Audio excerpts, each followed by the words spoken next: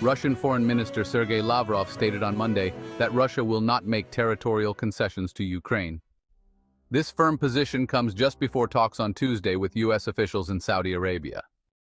Following a call with Russian President Vladimir Putin, President Trump announced that discussions would begin to try to end the war in Ukraine. Lavrov is set to meet with U.S. officials, including Secretary of State Marco Rubio, along with Yuri Ushakov, another Kremlin advisor in Saudi Arabia, on Tuesday. Lavrov emphasized that there will be no negotiations regarding territory, as Russian forces currently control about 20% of Ukraine. He criticized Ukraine's proposal to allow the U.S. access to minerals, questioning why Russia should concede anything. Reportedly, Putin is open to negotiations with Trump, but he is unwilling to make significant territorial sacrifices and expects Ukraine to drop its NATO aspirations. A Kremlin source indicated that Putin is serious about a deal, but only under certain conditions. The discussions will focus on improving Russian-U.S. relations and exploring options to end the war.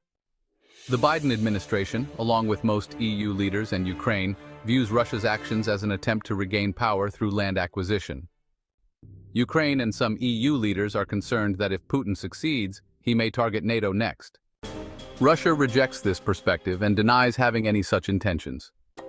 Putin insists that his military operation aims to safeguard Russian speakers in Ukraine and respond to the risks posed by possible Ukrainian NATO membership.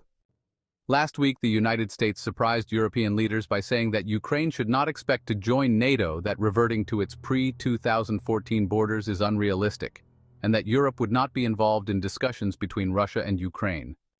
Lavrov questioned Europe's role in the negotiations, stating that if Europe has plans to prolong the conflict, they should not be invited to participate. British Prime Minister Keir Starmer expressed readiness to deploy peacekeeping troops in Ukraine as European leaders are set to gather in Paris to discuss their role in achieving a ceasefire.